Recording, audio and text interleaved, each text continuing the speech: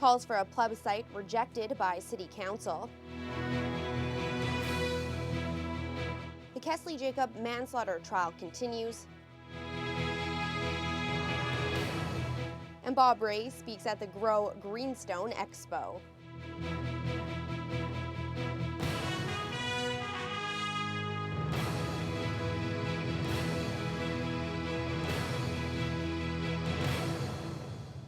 Good evening and thank you for joining us. The City of Thunder Bay is looking at conducting a survey on their proposed event center. The move comes amid calls from members of the public to hold a plebiscite on the topic, including some at last night's council meeting. Now a new group has stepped forward to counter those calls, and despite the request for a ballot box question on the project, council unanimously approved moving to the next phase. Dennis Ward has the latest. You're elected by the people. We have some It's not order a here, personal please, decision. or we'll stop the debate. If there's any It's more not a personal decision. It was a heated meeting at times as some of the speakers not only asked for a plebiscite on the event center, but also had plenty of criticism for council. You cannot burden the taxpayer with the legacy projects any longer.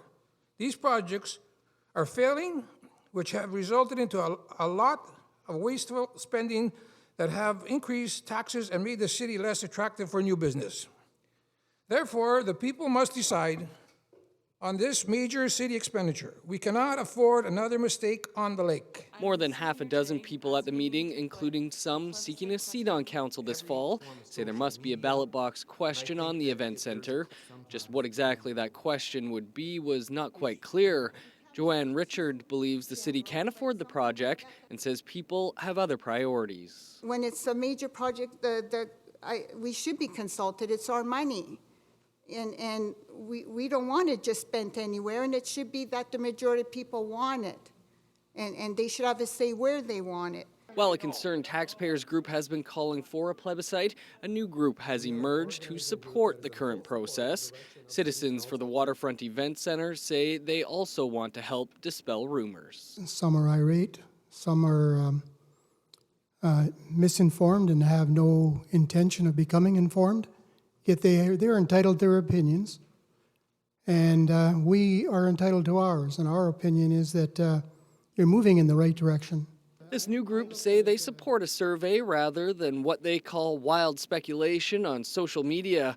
The city has received a proposal from Ipsos Reid. I think the reality of it is some people don't trust surveys, but these are professionals that do it, and they stand behind their results. Council has made no decision to move ahead with the survey that would cost about 10% the price of a plebiscite. They did, however, unanimously approve moving ahead with Phase 3 of the event center. The $1.4 million stage will search for private partners, create a final business plan and a financial plan. A true cost of the project, currently pegged at $106 million, is expected in June. Dennis Ward, TBT News. The path has been cleared for a plan that would see the old Cumberland Cinema torn down. The owner of the property wants to put up a 6-story mixed-use building in its place, but needed council approval to have the structure that high. Some concerns were raised by property owners in the area about the new building blocking their view of the lake and the sleeping giant. However, city staff say the height will have no impact. The plan calls for 71 condo units and 2 levels of underground parking, as well as office space. Last night, council also took the rare step of going against a recommendation from city staff. Nadine Contracting wants to construct a new subdivision near Maple Ward Road and Arthur Street. Development Services is against the project, saying it was inconsistent with provincial policies. But the majority of council felt the new houses will be needed. Councillor Linda Ridholm, whose ward the subdivision would sit in, was opposed to the idea. I'm sitting here listening to the eagerness of the guys around the table, and I will say it that way. Criticize me for that if you want, but men and women think differently. Women look at the bigger picture. You guys, right, focus, let's do it. Council has asked administration to come back with a new report in favor of the 48-lot development moving ahead. Well, another former camp counselor from the Round Lake Bible Camp has been arrested for sex-related offenses. Thunder Bay police say 57-year-old Donald Neil Miller is facing 3 counts of sexual interference of a child under 14 related to incidents with young campers between 1992 and 1996. Miller was convicted of a similar offense in 2003 related to incidents with a different victim in 1998. The camp near Nullaloos was also named following the arrest of 47-year-old Jeff Paxton last year on 23 child sex-related charges. City police say these are separate cases with separate victims, and they suspect other victims are out there waiting to come forward. Miller has been released and will appear in court on Friday. Budget overruns were up for discussion at the Thunder Bay Police Services Board meeting today. The 2013 fourth quarter variance report was presented by the Chief of Police. Total labor costs were 2% over budget, and there were some other overruns as well. Courtney Rutherford reports.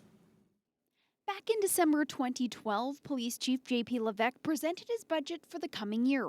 The fourth quarter variance numbers for 2013 are now in, and the chief admits he's not surprised they went over. He attributes the figures to underfunding their accounts primarily in 3 areas: WSIB, overtime accounts, and legal services.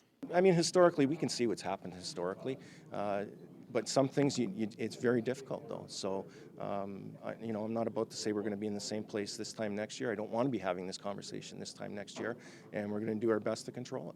Meanwhile, public complaints have dropped from 51 to 29. The decline is attributed to new legislation that was put in place.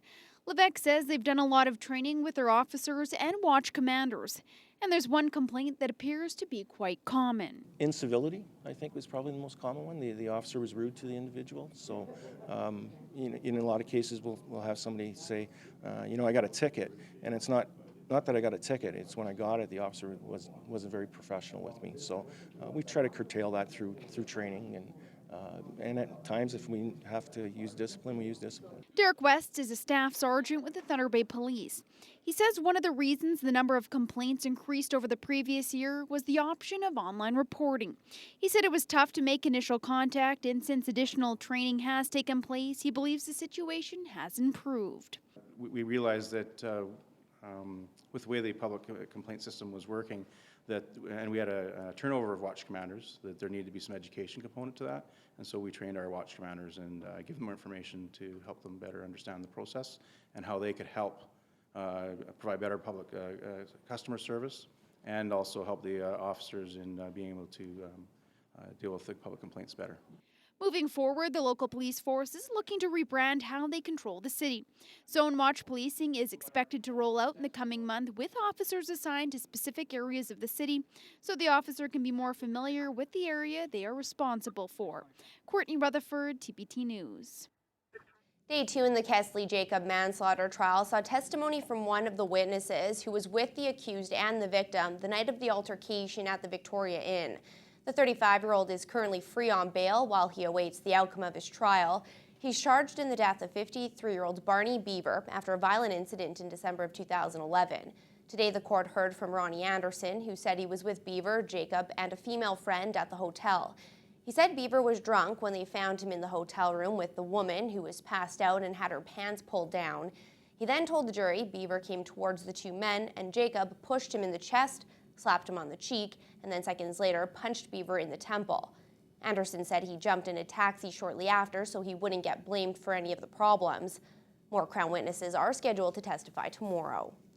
Day 2 of the Grow Greenstone Expo had 2 notable guest speakers: former Premier Bob Rae, who is now the lead negotiator for the Matawa First Nations, and he was followed by a former national chief who now works as a national treaty spokesperson and an advisor for Greenstone. The speech is focused on making sure First Nations people are included in the process of developing the Ring of Fire. Michelle Sufi has the story. And insisting that things must be done differently this time. Former Premier and negotiator for the Matawa First Nations, Bob Rae, says the First Nations people mainly want a place at the discussion table, since the Ring of Fire is located on the First Nations traditional territory. They want very much to be at a table where all these issues are discussed: the environmental assessment, the question of community infrastructure, and how do we get the communities ready socially for development and for jobs and for training. Ovid Murkrady says the past developments that took place on the First Nations communities decades ago left the First Nations people with some uncertainty when it comes to future developments on their lands.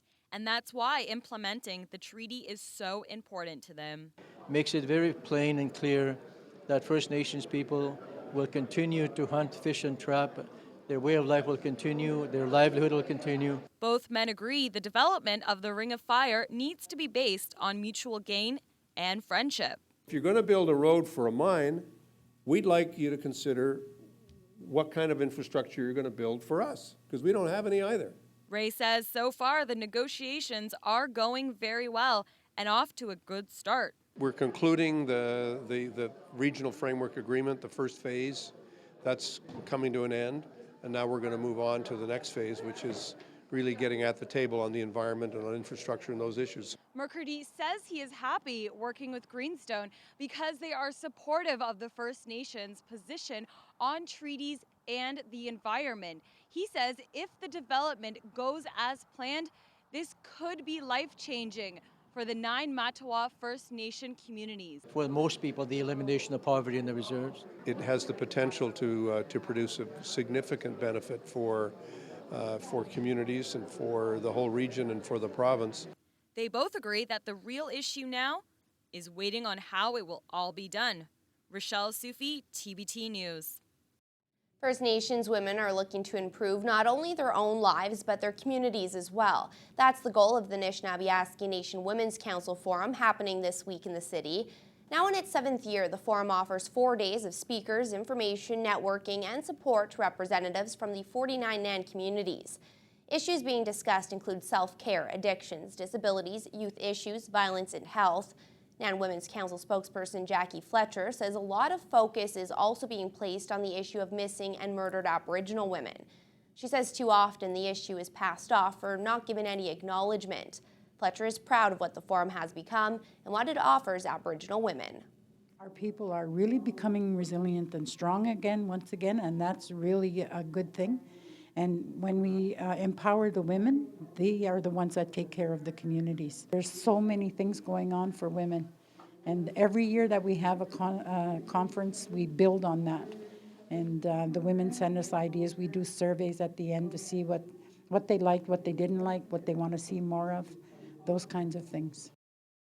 Fletcher says each NAN community normally sponsors only 1 woman to attend, but surprisingly, there are 17 representatives from Attawapiskat this year. Well, members of the Mattawa First Nations now have easier access to information about the environment they live in through the 4 Rivers website. The Mattawa Environmental Services Group held an open house to showcase various projects and the new website. The information 4 Rivers is meant to help the 9 communities better understand the impacts associated with development in their region. And that includes negotiations with the government. Mattawa CEO David Paul Ashney-Penascum says the information they are providing is for more than just the Aboriginal communities. We want to build awareness of, the public as well, in terms of what we are actually doing in terms of getting ready for potentially the mining development. We want our people to be ready when the market turns around. The kind of our areas of focus are for capacity building in the environmental field, for preparing largely for resource development that might come, and as well as planning for an environmental stewardship. Cockerton also says they get a lot of communities requesting initiatives for the youth, specifically in the areas of science and development for their futures. Well, the province is looking at using demerit points to stop distracted driving, along with new rules to reduce accidents between vehicles and cyclists. Transportation Minister Glenn Murray says drivers caught using cell phones will face 3 demerit points and a maximum fine of $1,000 under his proposed legislation. CAA says it's time distracted driving becomes as socially unacceptable as drunk driving. As for clear rules for motorists and cyclists, Murray says his proposed 1 meter rule will make everyone safer. He says right now some cars give only inches while others give a dangerously wide path for cyclists. The trio of local organizations launched a new youth initiative today at Churchill High School. The Thunder Bay Counseling Center, St. Joseph's Care Group, and Children's Center Thunder Bay have partnered to unveil U-Turn. The network provides support to young people experiencing difficulties with mental health and substance abuse. Counseling Center Executive Director Nancy Chamberlain calls the new network fabulous. She says the program was previously known as the Integrated Youth Services Network. They needed a new look to be more current, reaching out to youth.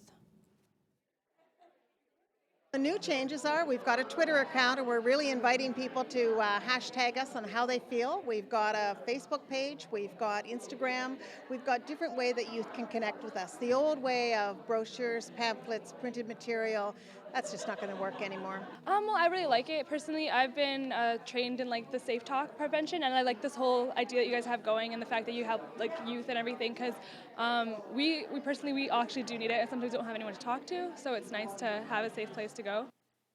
U-Turn also launched the hashtag Share How You Feel social media campaign. Its focus is to get teens to share what they are thinking and feeling through posting pictures and words on social media sites like Instagram, Facebook, and Twitter.